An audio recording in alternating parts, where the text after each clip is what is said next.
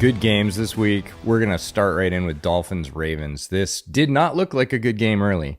We're going to talk about that later, sort of the comeback Sunday aspect of this whole weekend. But Ravens looked in control early on this one, to the point where Dolphins are down 21 points to start the fourth. That feels like not a great game. In fact, we were at a bar watching the first round of games, and we sort of had this one in the corner of our eye. We looked at the Ravens' good plays, thought the offense was struggling for the Dolphins, which it was, and we kind of were following the other, what we thought were going to be closer finishes. Yeah, we were wrong.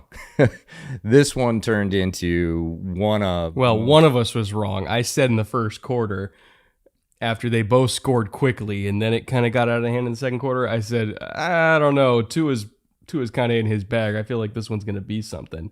It took a little while. I eventually was right. Took you 2 quarters to come true on that prediction, but it did come true, and it came true in a big way.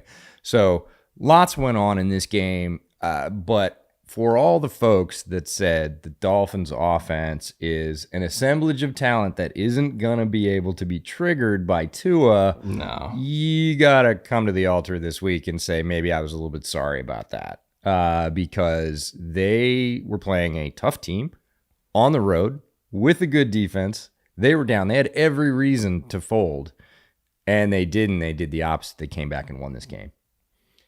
And it was kind of a back and forth, like even just going from the last minute of the third quarter or so until the very end of the fourth quarter. That's when it became, okay, Lamar's playing phenomenal, and the Ravens defense was holding up, not making mistakes. That's when it went to just two teams absolutely throwing haymakers at each other. Because the Ravens did control it. Lamar had an 80-yard TD, again, very late in the third quarter to put him up by 21. They ran QB power, and he took it like 79 yards because he's Lamar Jackson. He's insane. And that's at the point where it's like, oh, this is going to be the revenge game for the Thursday night last year where they called zero against him 37 times in one game, and they couldn't handle it. Okay, well, now the Ravens are healthy-ish. Now they're smacking them. But the Dolphins didn't give up. Tua came right back, marched down the field, hitting play action, dig routes to Waddle, work in the middle of the field. What's the old Hank Stram, matriculating the ball down the field. Yes. Got to the red zone, and he had this is something people don't give Tua enough credit for, really nifty pocket movement in the red zone, where, if I recall correctly, it was a 3-tech who was kind of looping around, and he saw him in his left eye. Remember, Tua is kind of a lefty quarterback, so it's a little bit easier for him to see him come from that side. Saw him coming, and he kind of like retreated away from it and stepped up a little bit, baited him to take a flatter angle to finish, and then you saw him plant and immediately turn back around, the old Tony Romo spin. And because he's left-handed, he doesn't have to kind of crank and throw it back to it. Like if you're rolling to your left, you don't have to crank and throw it back like a righty would. It's like the equivalent of a right-handed quarterback running the other way. So you can kind of, throw it across your body. Found a guy running a scramble drill. I can't remember if it was Gesicki or the other tight end. And he just spun, eyes, boom, dart, touchdown. They're back in the game. Then it was early in the fourth quarter. The Ravens are trying to put the nail in the coffin a little bit early, in my opinion. Like, I get it was kind of no man's land. They were on the Miami 40, but Miami was juiced up at that point. Their defensive front's really good.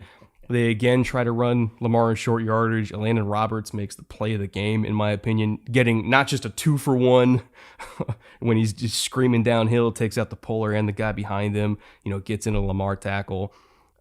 That was a decision that I questioned mightily, because I know it's a long field goal from there, from about the 40-yard line. You have Justin Tucker. They were trying to end the game right then and there with 9 minutes to go. A little bit early to do that for me. I would just take the field goal with Tucker, add yet another possession that Miami has to go get.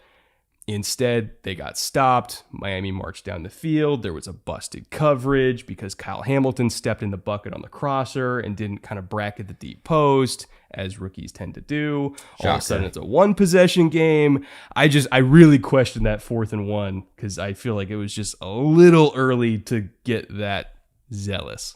Feels like foreshadowing too, because we Yeah. had some very questionable quarterback runs on short yardage plays. At least they didn't do it from the shotgun. Yeah, Actually, no, they did, but it's Lamar, so but it's whatever. Lamar, Yeah. right? You get extra credit for that. But I don't disagree that they, I understand teams want to put the hammer down. They want to say, nope, we're going to bury these guys now. We're going to make this a cruise.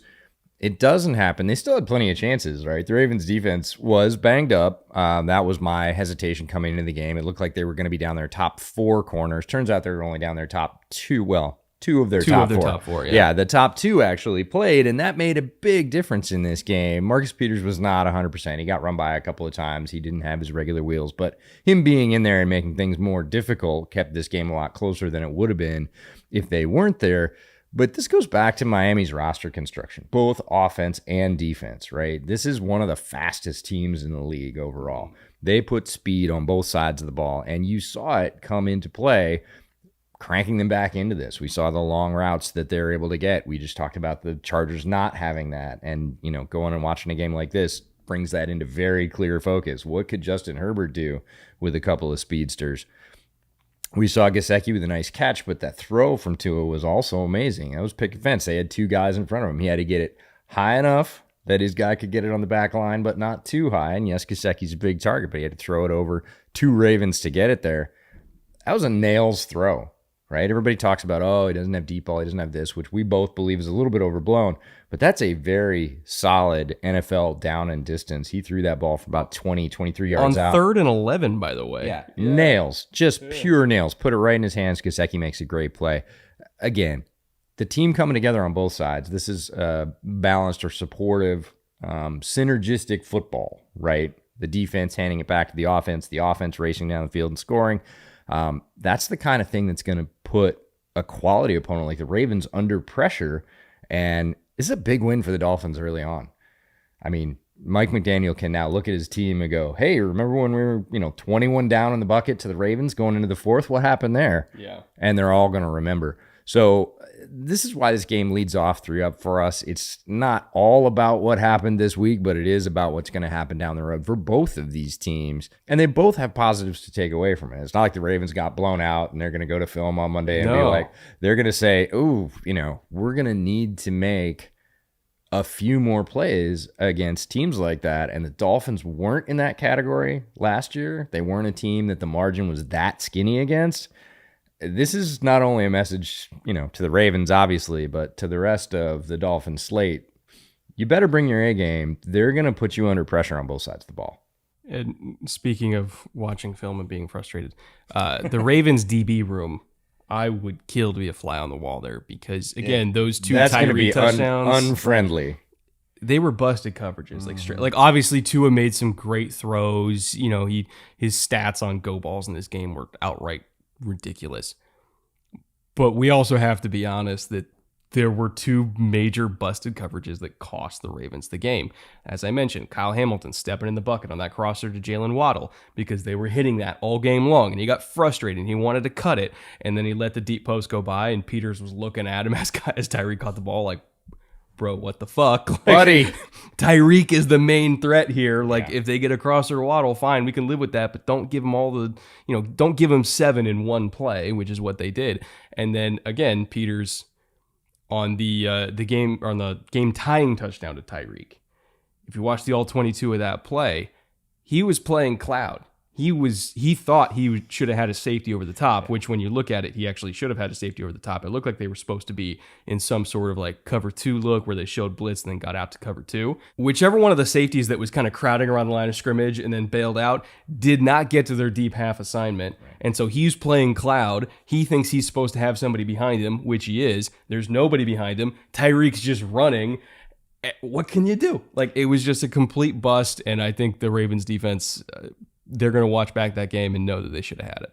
And this goes back to, I want to say McDaniel, but it's really McDaniel Shanahan, right? Mm-hmm. When they draw these concepts up and they have weapons, whether it's Debo and Ayuk in San Francisco or it's the assemblage of talent that they've got now in Miami for McDaniel, it's about putting players in conflict, specifically safeties on these routes where you're going to go after a guy like Kyle Hamilton, where we're going to make him make a choice. And if he makes it wrong, it's over. Like, you're not going to catch him. Peters couldn't run at full speed. Anyways, I'm not saying Peters could run healthy Even on with his Tyreek. best day, he Right, couldn't do but that. when he's expecting help and he turns and the field's empty, that offense has done its job to put that player in conflict, and he made the wrong choice. And, to the Dolphins' credit, Tua recognizes that, makes the right choice, gets the ball out to him, and it's a long touchdown. So, I really like what the Dolphins are doing. If you can't tell, that they've assembled a lot of great talent. The scheme is coming together. They are gelling. We talked about this when, a lot of new players coming together. The offensive line is holding up. That's a piece that nobody's talking about. Tua is not under the same kind of pressure that he was last year. They've solidified a lot of their holes there. They've a couple injury issues, but everybody does. And they're making it work in a way that makes them look really dangerous and solid. These are not like, oh, so they got lucky wins. These are, we put a plan in place. We got players to support that plan.